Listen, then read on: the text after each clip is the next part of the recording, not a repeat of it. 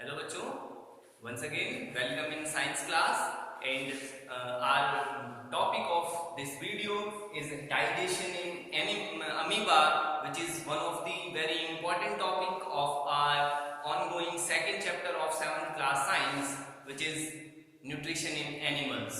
So in this video we will study about the feeding and digestion in amoeba. Till now we have done that in the animals which have the digestive system and mouth, how the nutrition and feeding takes place in them. But there are some organisms which are very small and which do not have mouth and digestive system. They are too small. We can say that they are some of them are unicellular. So how the feeding and nutrition process takes place in them, we are going to study about in this topic. जैसा कि आपको पता है कि अभी तक हमने इस वीडियो से पहले के वीडियो में जो हमारा ये जो अध्याय चल रहा है उसके हमने उसमें पढ़ा है कि जो एनिमल्स हैं, जो जंतु हैं जिनमें की प्रॉपर माउथ और जिनमें पूरा डाइजेस्टिव सिस्टम होता है, किस तरीके से उनमें भोजन का ग्रहण और पाचन होता है, वो हम सब पढ़ चुके हैं। लेकिन इसके अलावा बहुत, जैसे कि मैंने पहले बताया, बायोडायवर्सिटी जैव विविधता है जीवों में, तो ऐसे बहुत सारे जीव हैं जो कि बहुत छोटे हैं, जो कि एक कोश के जीव हैं, तो कैसे उनमें भोजन का ग्रहण और कैसे उनमें भोजन का पाचन होता होगा। तो ऐसे जीवों में से ही एक जीव है अमीबा। अमीबा जो कि एक यूनिसेलुलर एक कोश के जीव है, तो हम उसके उदाहरण के द्वारा पढ़ेंगे कि किस तरीके से जो यूनिसेलुलर ऑर्गेनिजम्स हैं, एक कोश के छोटे जीव हैं, which do not have mouth and which do not have digestive system, so how they intake their food and how the digestion of food takes place in them. तो ऐसे जीवों में भोजन का ग्रहण और पाचन कैसा होता है, आइए समझते हैं अमीबा की सहायता से। ये जो चित्र है ये अमीबा का डायग्राम है। अमीबा एक कोशिका जीव है जो कि सिर्फ एक कोशिका अर्थात एक कोशिका से मिलकर बना हुआ होता है। तो ये अमीबा का चित्र है। अमीबा के बारे में एक महत्वपूर्ण बात यह है कि अमीबा प्रोटोजोआ संघ से संबंधित एक जीव है। It belongs to the phylum protozoa and it do not have fixed shape, मतलब इसका एक निश्चित आकार नहीं होता है। जैसे कि डायग्राम में दिखाई दे रहा है, इसका आकार इसके अलावा भी हो सकता है, यहाँ अपना आकार हर समय बदल सकता है। That's why the shape of amoeba is not fixed. It can constantly change its shape and size. That's why the shape is not fixed. इसीलिए जो अमीबा है उसका जो आकार है वह निश्चित नहीं होता है। अमीबा एक यूनिसेलुलर माइक्रोस्कोपिक जीव है। So these are some interesting things about the amoeba. First thing, it is a single celled microscopic organism. Amoeba जो है एक सिंगल सेल्ड माइक्रोस्कोपिक ऑर्गेनिज्म है। सिंगल सेल्ड माइक्रोस्कोपिक ऑर्गेनिज्म का मतलब हुआ एक कोशिकीय जीव जिसको सिर्फ माइक्रोस्कोप की हेल्प से ही देखा जा सकता है। Means it is too small, we can not see it with the naked eyes, we can see it only with the help of microscope, यानी इसको सिर्फ माइक्रोस्कोप की सहायता से देख सकते हैं। अगर हम नग्न आंखों से देखना चाहें तो बिल्कुल नहीं देख सकते हैं। नाउ द सेकंड थिंग कि अमीबा कहां पाया जाता है। Second thing, it is found in pond water. यह तालाब और अन्य जगहों पर जो रुका हुआ छिछला पानी होता है, ऐसे पानी में पाया जाता है। So it is present in pond water. It is the site where the amoebas are present. It is found in pond water. अगली इंपॉर्टेंट बात, it has a cell membrane. अगर हम इसके स्ट्रक्चर की बात करेंगे, इसके स्ट्रक्चर में क्या क्या चीजें होती है, जैसे अगर हम मानव शरीर की बात करते हैं तो हमारे हाथ होते हैं, पैर होते हैं, आंखें, नाक है, दिमाग है ना, लीवर है, किडनी है, डिफरेंट ऑर्गन्स हैं। तो वैसे ही ये एक यूनिसेलुलर ऑर्गेनिज्म है, तो इसमें क्या क्या इसके पार्ट होते हैं। तो अमीबा का जो हम स्ट्रक्चर की बात करें, it has a cell membrane, a round and dense nucleus and many small bubble-like vacuoles in cytoplasm. इसका जो because it is a unicellular organism, ये एक कोश के जीव है, तो एक सेल के अंदर जो जो स्ट्रक्चर हो सकते हैं उनमें से कुछ स्ट्रक्चर इसके अंदर पाए जाते हैं। सारे सेल के कोशिकांग यानी सेल ऑर्गेनेल्स इसमें नहीं पाए जाते हैं। तो अगर हम इसके स्ट्रक्चर की बात करें तो इसका इंपॉर्टेंट ये जो इसकी आउटर मेम्ब्रेन है, this is called cell membrane. जो इसकी बाउंड्री है, this is the cell membrane because it is a single cell organism. तो इसकी जो बाहर की जो आवरण है this is called cell membrane, जो इसको एक फिक्स शेप, जो इसके आकार को बनाए रखती है। ये इसका एक सेंट्रल डेंस स्ट्रक्चर है जिसको कि न्यूक्लियस या केंद्र कहा जाता है। तो this is nucleus, single nucleus is present in the amoeba. ये जो इसके अंदर जो जेली लाइक सब्सटेंस होता है, this whole jelly like substance is called cytoplasm. इसको साइटोप्लाज्म कहा जाता है, कोशिका द्रव्य कहा जाता है।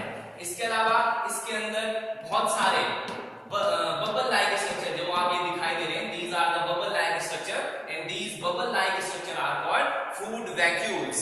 फूड वैक्यूल्स बहुत इंपॉर्टेंट होते हैं। फूड वैक्यूल्स की सहायता से ही अमीबा में भोजन का पाचन होता है। These are the food vacuoles. अन्य जो एक इंपॉर्टेंट जो इसके पार्ट है, these things, these finger like projections are not fixed। ये जो उंगली जैसी रचनाएं हैं इनको स्यूडोपोडिया और सिंगुलर या एक रूप में कहें तो स्यूडोपोडियम, ये सारे स्यूडोपोडिया हैं। ये स्यूडोपोडिया फिंगर लाइक प्रोजेक्शंस होती हैं जिनकी हेल्प से अमीबा मूव करता है।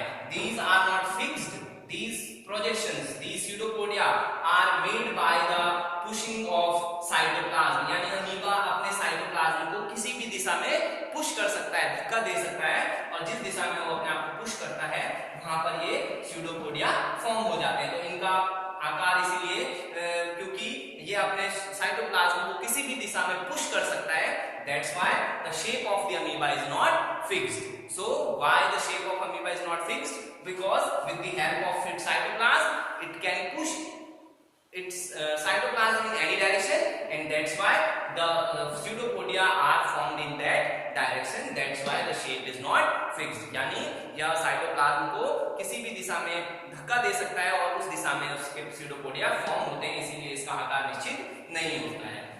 ये फूड जो इसका भोजन है, अगर ये अपने भोजन को देखता है तो किस तरीके से भोजन ग्रहण करेगा, इसके बारे में हम आगे बढ़ेंगे। It has no fixed shape, having one or more pseudopodia। यानी इसका जो आकार है वह निश्चित नहीं होता है, इसका आकार निश्चित नहीं होता है, जिसमें कि एक और एक से ज्यादा pseudopodia या false feet होते हैं। तो ये कुछ महत्वपूर्ण बातें हैं अमीबा के बारे में। Now we will study how the feeding and digestion process takes place in amoeba। As we know, its shape is not fixed and it moves and it captures its feed with the help of food, with the help of pseudopodia। यानी इसका आकार निश्चित नहीं है और अपने भोजन को पकड़ने के लिए और मूवमेंट के लिए pseudopodia यानी false feed की मदद लेता है। So whenever it see or it feels that its food is in surrounding, यानी जब यह महसूस करता है कि इसका भोजन इसकी सराउंडिंग में है, तो जैसे कि अगर हम माने ये इसका भोजन है, तो जैसे इसको पता चलता है कि ये अमीबा का भोजन है, at that time it pushes its cytoplasm towards its food। वो अपने साइटोप्लाज्म को अपने फूड की ओर पुश करता है, जिसकी वजह से जो स्यूडोपोडिया है, ये अगर हम भोजन माना तो ये जो स्यूडोपोडिया है ये इसको कंप्लीटली घेर देते हैं। The pseudopodia covers its food from all sides and the food is not able to come out। Then the cell membrane ruptures and this food enters to the cell।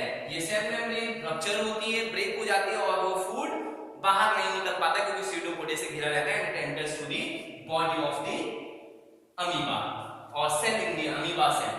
Then it enters to the food vacuole because as we know, जैसे हमें पता है कि इसके अंदर बहुत सारे bubble like food vacuoles होते हैं जहां पर कि भोजन का पाचन होता है। तो that entered food reaches to the food vacuole। वो जो भोजन है जो उसने घेर कर अंदर ग्रहण कर लिया है वो फूड वैक्यूल्स में जाता है। Now in the food vacuoles the digestive enzyme यानी पाचक रस, साइटोप्लाज्म से इसके अंदर पाचक रस, डाइजेस्टिव एंजाइम एंटर करते हैं, और जब साइटोप्लाज्म से पाचक एंजाइम यानी डाइजेस्टिव जूस उसके अंदर एंटर करता है तो जो भोजन उस फूड वैक्यूल में है वो ब्रेक डाउन हो जाता है into small component, small soluble usable forms में वो चेंज हो जाता है। तो इस तरीके से फूड वैक्यूल में भोजन का पाचन होता है डाइजेस्टिव एंजाइम्स की हेल्प से।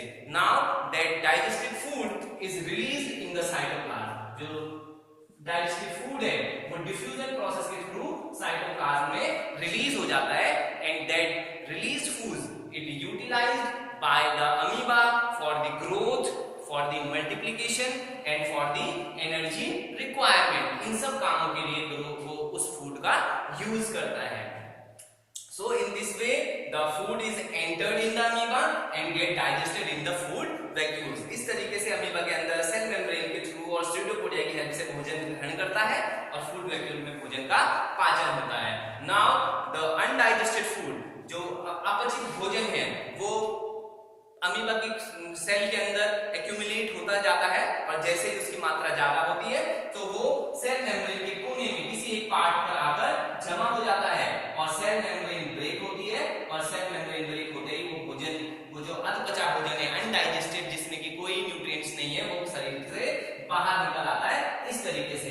तो ये जो है ये इजेस्टेड फूड है. That's why this is ingested food, यानी जो अपचित वेस्ट मटेरियल, फूड मटेरियल है वो शरीर से बाहर हो जाता है. सेल मेम्ब्रेन ब्रेक होती है और वापस इसको निकलते ही ये वापस दोबारा से जुड़ जाती है. तो इस तरीके से जो अमीबा है वह अपने भोजन को ग्रहण करता है with the help of pseudopodia cell membrane. Cell membrane और स्यूडोपोडिया की हेल्प से भोजन ग्रहण होता है और वो जो उसका इंजेस्टेड फूड होता है that digested in the vacuole. उसका जो पाचन है वो वैक्यूल यानी फूड वैक्यूल में होता है. फूड वैक्यूल बहुत सारे होते हैं, बबल लाइक स्ट्रक्चर है, और जब भोजन का पाचन हो जाता है तो डिफ्यूज होकर साइटोप्लाज्म में चला जाता है और उसको फिर अमीबा ग्रोथ के लिए, मल्टीप्लिकेशन के लिए और एनर्जी रिक्वायरमेंट को पूरा करने के लिए यूज करता है.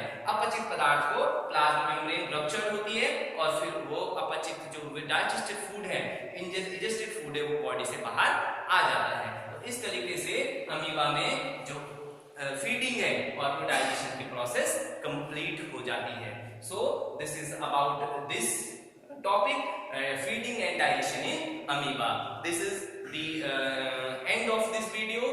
Up to this video we have done how the nutrition takes place in animals, how the digestion takes place in amoeba. We have already done the digestive system and the digestion in human beings. So with this topic, this is not only the end of this topic, this is also the end of this chapter. इसी के साथ ये topic और ये जो अध्याय है वो समाप्त होता है.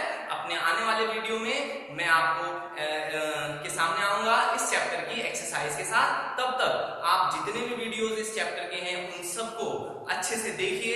उनसे संबंधित अगर आपको कोई प्रश्न है, कोई शंका है तो आप कमेंट बॉक्स में लिखकर या फिर मुझे पर्सनली व्हाट्सएप पर कमेंट कर सकते हैं. मैं आपके क्वेश्चंस को सॉल्व करूंगा. तब तक के लिए देखते रहिए वीडियोस को. Thank you.